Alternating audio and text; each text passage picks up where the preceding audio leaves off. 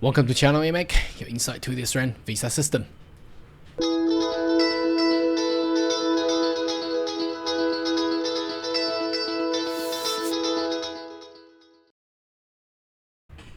G'day everyone, my name is Carl Young, your online YouTube visa consultant.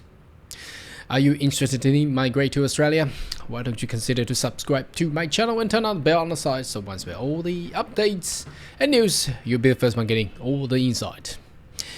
Now, today's video, I would like to discuss a trend. Obviously, there has been comments and receiving emails in regards to what do you advise that my son or myself or my partner, whoever that you have considered with, to study in the future for Australia.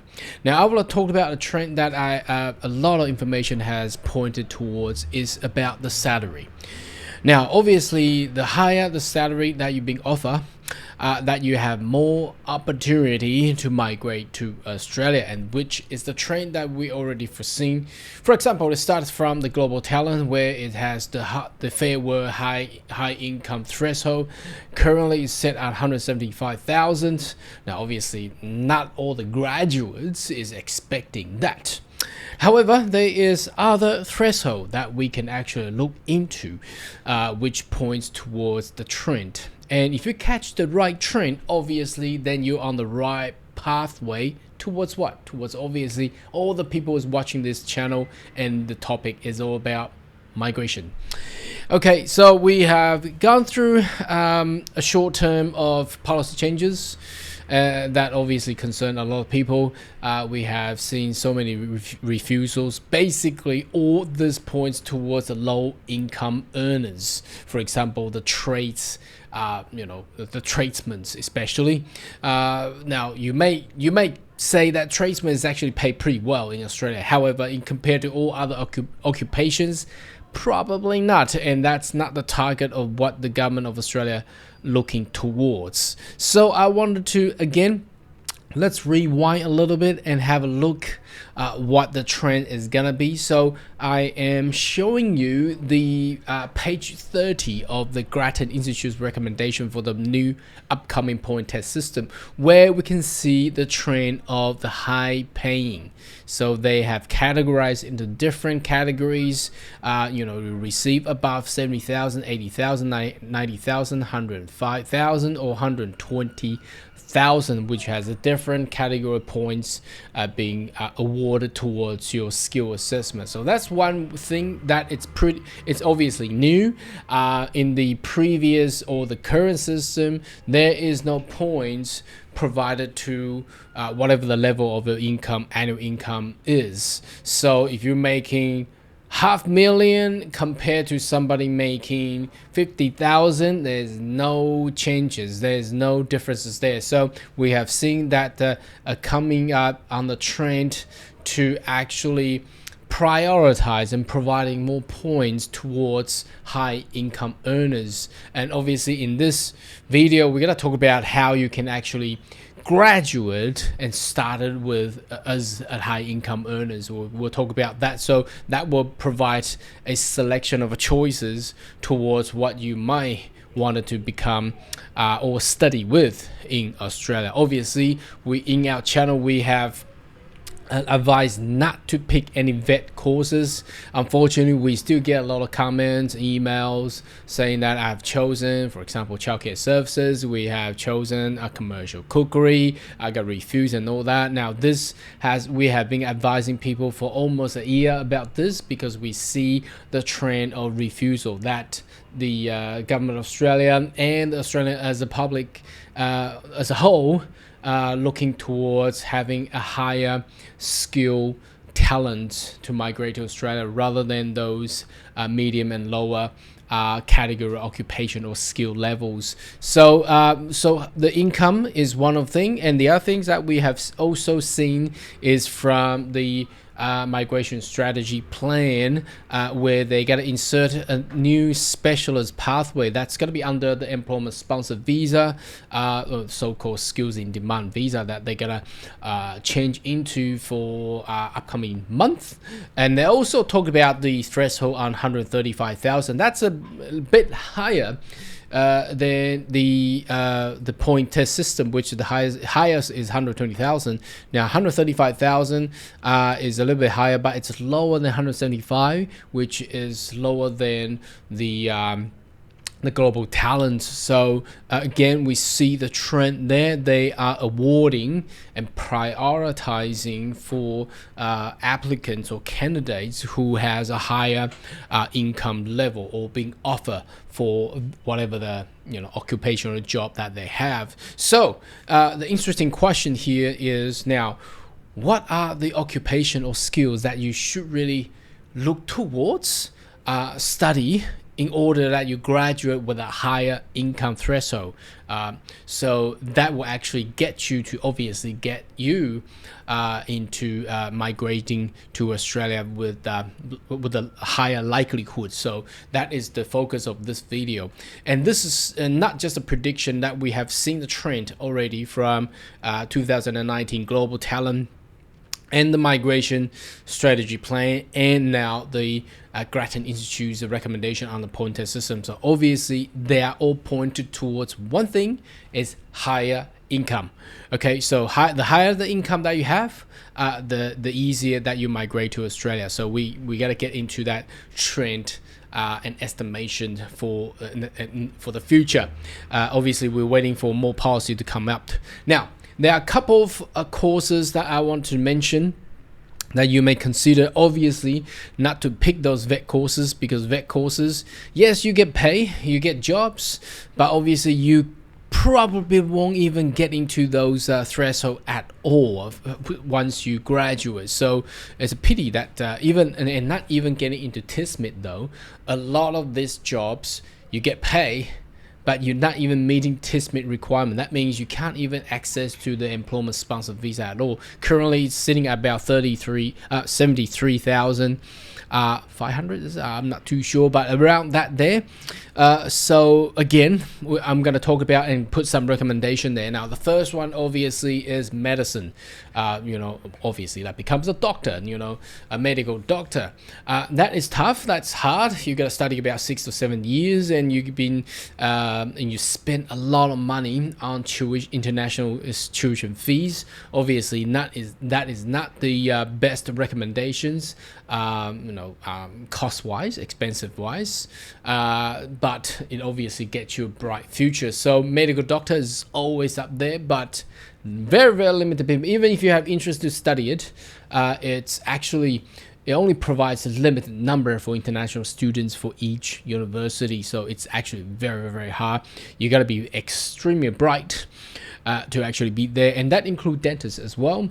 However, you have to understand that a lot of these young graduate of medical doctor or dentists are required to practice in regional Australia, because that's the way how it's gonna structure. So if you're interested, that may be one way. Obviously you will see there's a link on your screen on the bottom right. If you're interested about it, you may want to leave your comments or leave your information on that Google form, and we can contact you later on.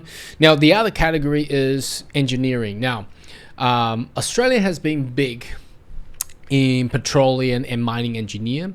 However, since since COVID, a lot of things has changed, and there has been a turning point towards the green energy and things like that. So hydrogen, and that goes into material engineering and also chemical engineering, and those kind of engineering also has the potential to graduate with the high pay as well. So if you wanted to focus on those kind of engineers professions in the coming years, or as a selection potential, that will be there as well. A lot of people tend to pick civil, mechanical, mechanical, and what else?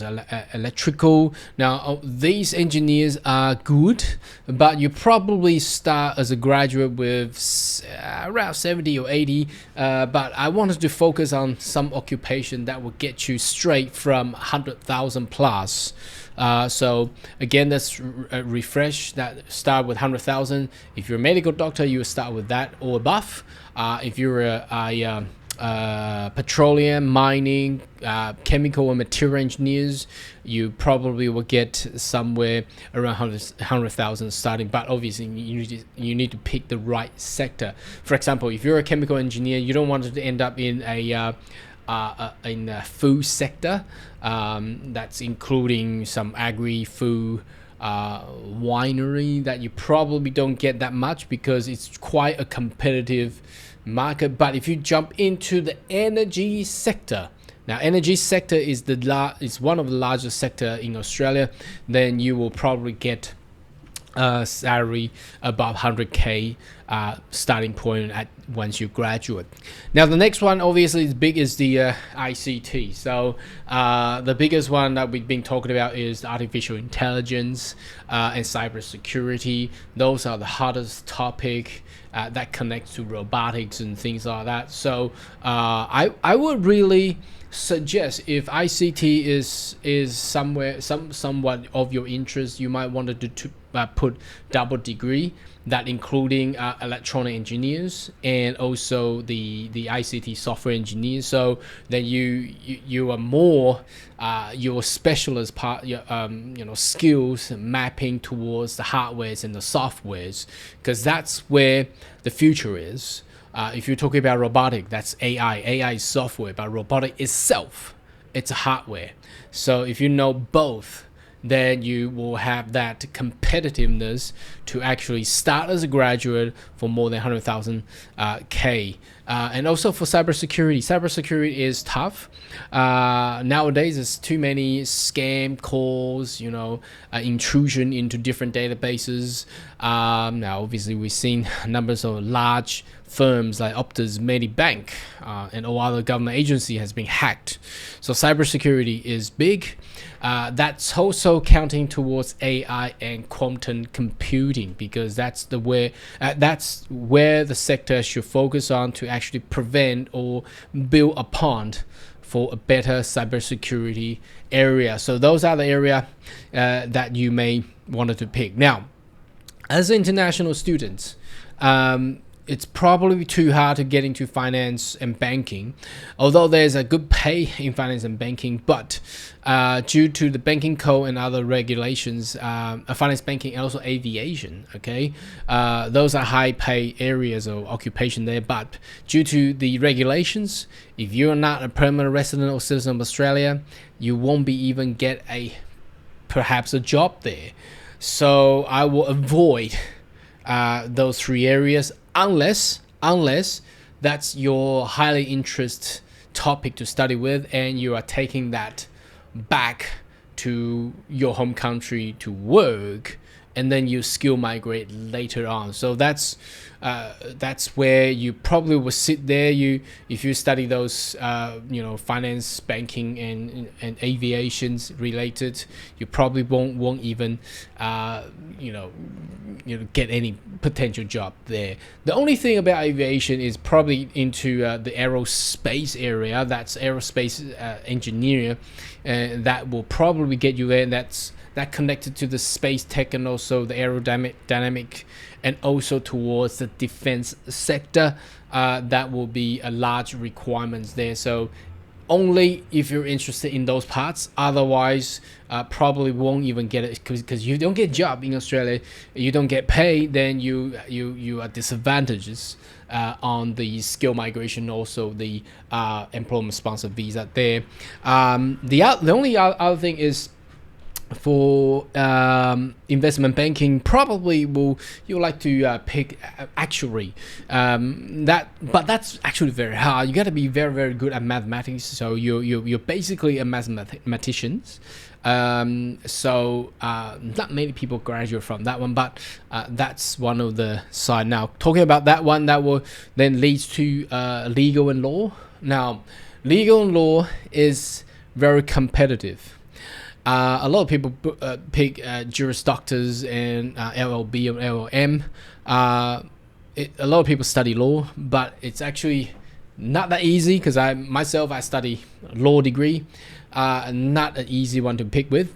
However, you do get good pay, but also it's a very, very competitive sector to be in, or industry to be in. You got to be very bright, otherwise you may just graduate as very general legal practice graduates. Then you won't even get closer to 100K to start with. So law degree is good, but you gotta be concentrate a lot in that area there.